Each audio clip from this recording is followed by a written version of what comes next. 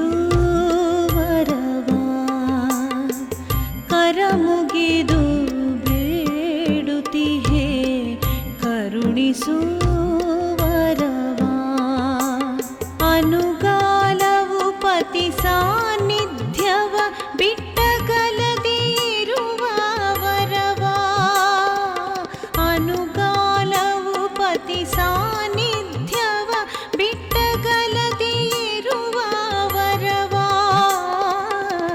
ಕರ ಮುಗಿದು ಬೇಡುತ್ತಿಹೆ ಕರುಣಿಸು ವರವಾ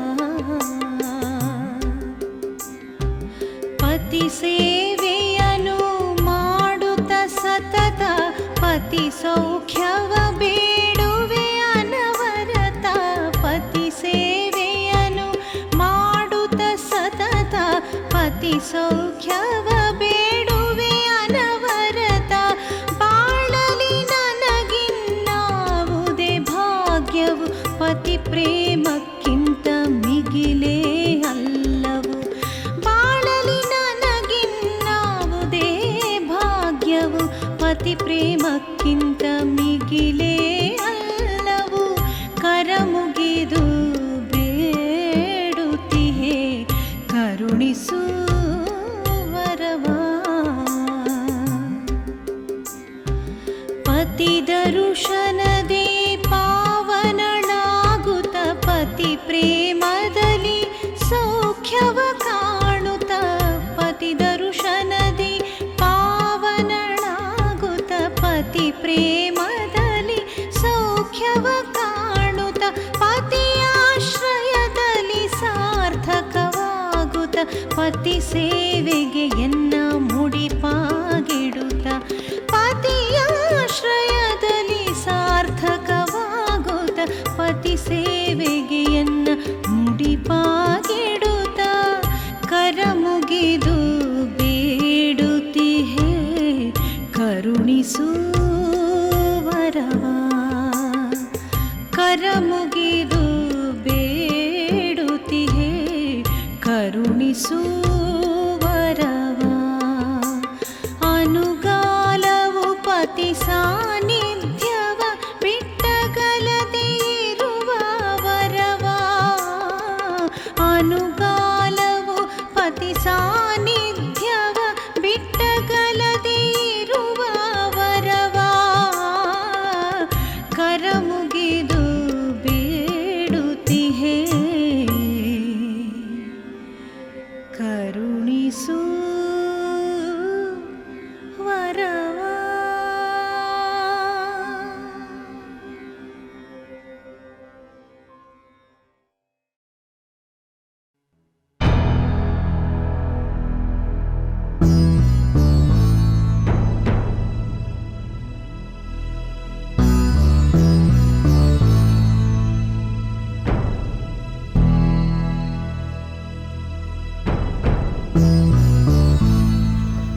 ಅತ್ತಿಗೆ ಲಕ್ಷ್ಮಣ,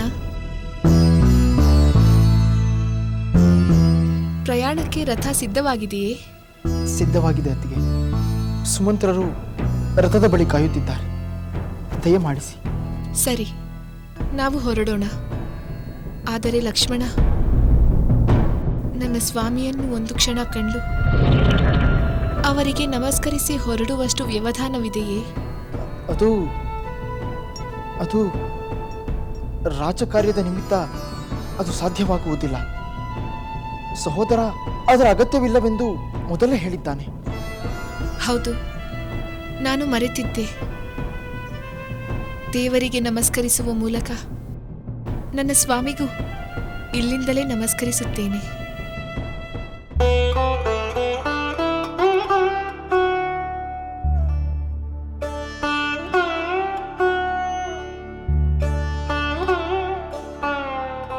ಲಕ್ಷ್ಮಣ, ಇನ್ನು ಹೊರಡೋಣ. ಆಗಲಿ ಅತ್ತಿಗೆ. ಋಷಿ ಪತ್ನಿಯರಿಗೆ ಕೊಡಲು ಉಡುಗೊರೆಗಳನ್ನು ಸಖಿಯರು ತಂದುಕೊಟ್ಟರೆ? ಅವನೆಲ್ಲ ಈಗಾಗಲೇ ರಥದಲ್ಲಿ ಇಡಲಾಗಿದೆ. ಲಕ್ಷ್ಮಣ, ನಾನು ನಿನ್ನನ್ನು ಒಂದು ಪ್ರಶ್ನೆ ಕೇಳಲಿ? ಕೇಳಿ ಅತ್ತಿಗೆ. ಲಕ್ಷ್ಮಣ, ಏಕೋ ನಿನ್ನ ಧ್ವನಿ ಕುಸಿದು ಹೋಗಿರುವಂತಿದೆ. ನಿರುತ್ಸಾಹವಿರುವಂತೆ ಭಾಸವಾಗುತ್ತಿದೆ. ಇಲ್ಲ, ಅಂಥದ್ದೇನೂ ಇಲ್ಲ ಅತ್ತಿಗೆ. ತಡವಾಗುತ್ತಿದೆ. ಬನ್ನಿ, ರಥದ ಬಳಿಗೆ ಹೋಗೋಣ. ಹಾಗೇ ಆಗಲಿ.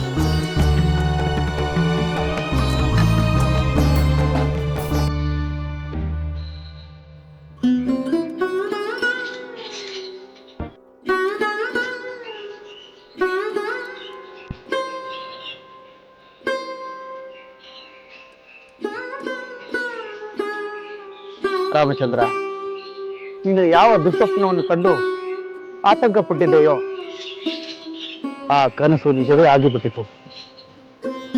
ಸೀತೆ ಅರಣ್ಯದಲ್ಲಿದ್ದಂತೆ ಕನಸು ಕಂಡ ನೀನೇ ಅವಳನ್ನು ಅರಣ್ಯಕ್ಕೆ ಕಳಿಸುವಂತಾಯಿತು. ನಾನು ಮಾಡಿದ ಶಾಂತಿ ಹೋಮ ಫಲ ಕೊಡಲಿಲ್ಲ. ಹೌದು ಗುರುದೇವ, ಏಕೋ ಏನು ವಿಧಿ ಬಹಳ ಕ್ರೂರವಾಗಿ ವರ್ತಿಸುತ್ತಿದೆ. ಸೀತೆ ಅಗ್ನಿ ಪ್ರವೇಶ ಮಾಡಿ ಅವಳು ಪರಿಶುದ್ಧಳೆಂದು ಸಿದ್ಧವಾದ ಮೇಲೂ ನಾನು ಇಷ್ಟು ನಿರ್ದಯವಾದ ಕಠಿಣ ನಿರ್ಧಾರವನ್ನು ತೆಗೆದುಕೊಳ್ಳಬೇಕಾಯಿತು. ಆದರೆ ನಾನು ಏನು ಮಾಡಲಿ ಗುರುದೇವ? ಸೀತೆ ದುಃಖಕ್ಕೆ ಮರುಗಬಹುದೇ ಹೊರತು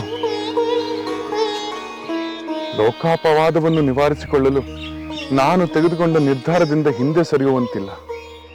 ರಾಮಚಂದ್ರ, ನೀನು ಸೀತೆಗೆ ಪತಿ ಮಾತ್ರವಲ್ಲ, ಈ ನಾಡಿನ ಪ್ರಭು ಕೂಡ. ನೀನು ಕೇವಲ ಪತಿಯಾಗಿದ್ದರೆ ಪ್ರಜೆಗಳ ವಿಶ್ವಾಸವನ್ನು ಕಳೆದುಕೊಳ್ಳುತ್ತೀಯ. ಪ್ರತಿಯೊಬ್ಬ ಪ್ರಜೆಯ ಮಾತಿಗೂ ಮನ್ನಣೆ ಕೊಡುವ ನಿನ್ನ ಆದರ್ಶ ದೊಡ್ಡದು. ವೈಯಕ್ತಿಕ ಸುಖ ದುಃಖಗಳನ್ನು ಮೀರಿ ಧರ್ಮದ ಪರವಾಗಿ ಯೋಚಿಸುತ್ತೀಯ ಎಂಬುದನ್ನು ನಿರೂಪಿಸಿದಂತಾಯಿತು. ಗುರುದೇವ, ನಮ್ಮ ಹಿರಿಯರು ಹೀಗೆ ನಡೆದುಕೊಂಡವರಲ್ಲವೇ?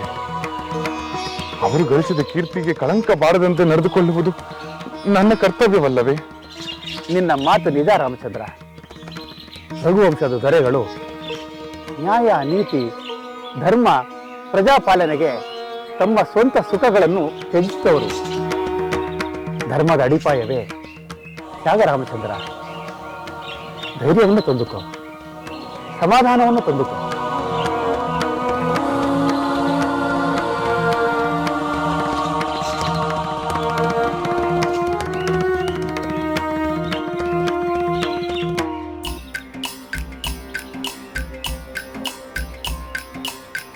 ಯಾರನ್ನು ಬಿಡದೋ ವಿಧಿ ಬರಹ,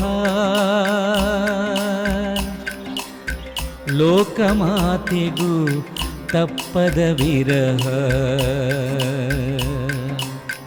ಯಾರನ್ನು ಬಿಡದೋ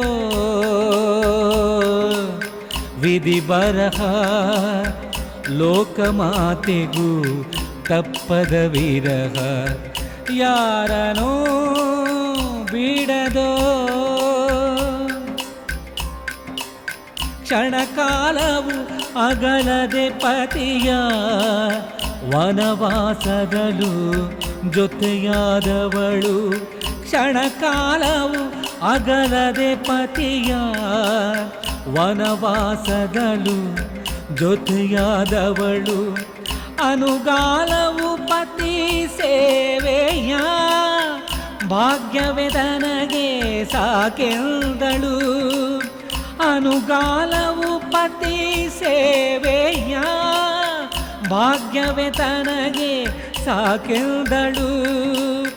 ಯಾರನ್ನು ಬಿಡದೋ ವಿಧಿ ಬರಹ, ಲೋಕಮಾತೆಗೂ ತಪ್ಪದ ವಿರಹ. ಯಾರನ್ನು ಬಿಡದೋ ವಿಧಿ ಬರಹ. ಬಂಗಾರದ ಜಿಂಕೆಯ ಆಸೆಗೆ ಅಂದು ಪತಿವಿಯೋಗದಿ ಸೀತೆಯು ನೊಂದು. ಬಂಗಾರದ ಜಿಂಕೆಯ ಆಸೆಗೆ ಅಂದು ಪತಿವಿಯೋಗದಿ ಸೀತೆಯು ನೊಂದು. ದುಷ್ಟರಾವಣನ ಸೆರೆಯಲಿ ಬೆಂದು, ದುಷ್ಟರಾವಣನ ಸೆರೆಯಲಿ ಬೆಂದು. ದುಃಖವ ಕಳೆದನು ರಾಮನು ಬಂದು, ದುಃಖವ ಕಳೆದನು ರಾಮನು ಬಂದು. ಯಾರನೂ ಬಿಡದೋ ವಿಧಿ ಬರಹ ಲೋಕಮಾತೆಗೂ ತಪ್ಪದ ವಿರಹ ಯಾರನೂ ಬಿಡದೋ ವಿಧಿ ಬರಹ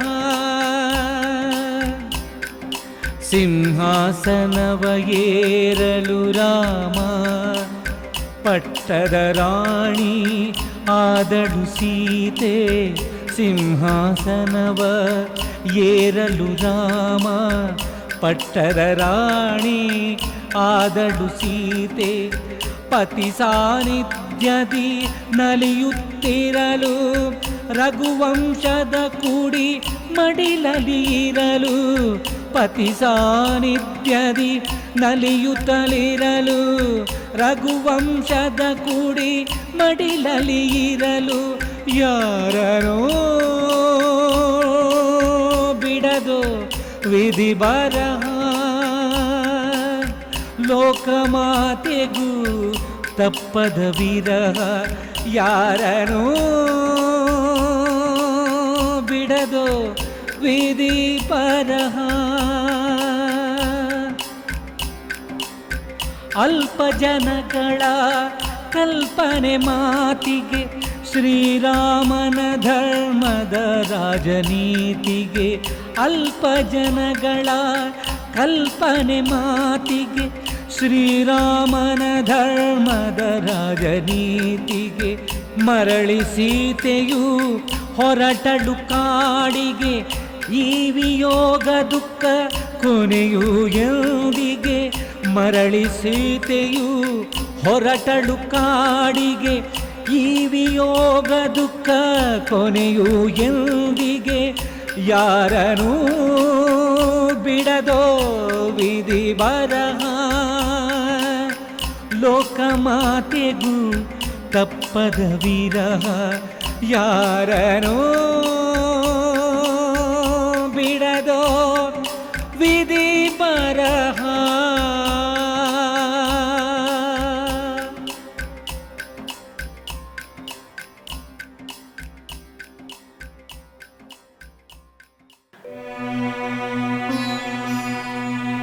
ಮಾತೆ ಪ್ರಣಾಮಗಳು.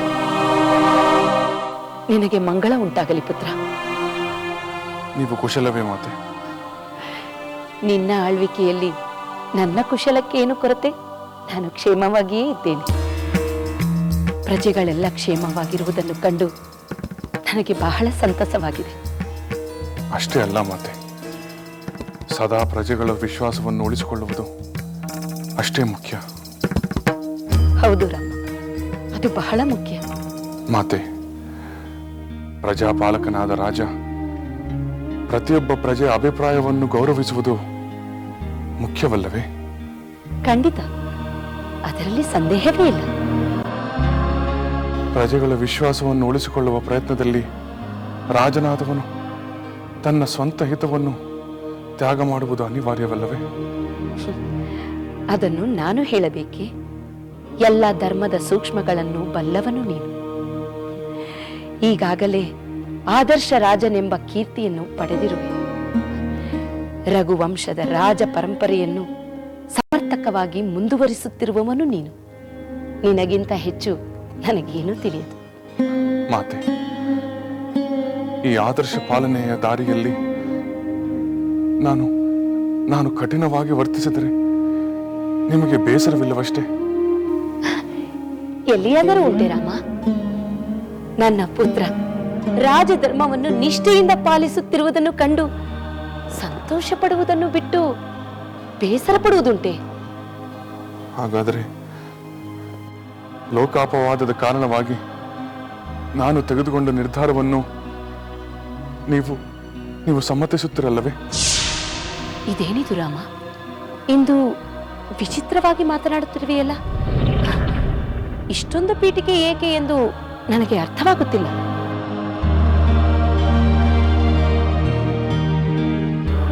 ಅದಕ್ಕೆ ಕಾರಣವಿದೆ ಮಾತೆ. ಲೋಕ ನಿಂದನೆಯನ್ನು ನಿವಾರಿಸಲು ನಾನು ಒಂದು ಕಠಿಣವಾದ ನಿರ್ಧಾರವನ್ನು ತೆಗೆದುಕೊಳ್ಳಬೇಕಾಯಿತು. ಲೋಕನಿಂದನೆಯೇ? ಯಾವ ಲೋಕನಿಂದೆ? ಎಂತಹ ನಿರ್ಧಾರ?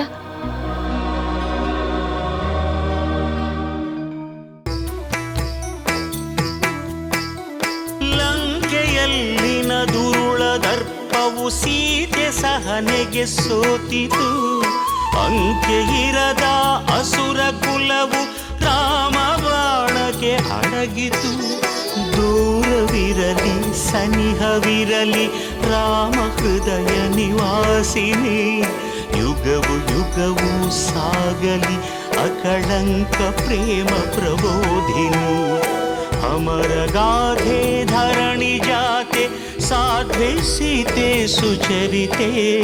ಸಹನ ಶಕ್ತಿ ಪತಿಯ ಭಕ್ತಿ ಲೋಕಮಾನ್ಯ ವಂದಿತೆ.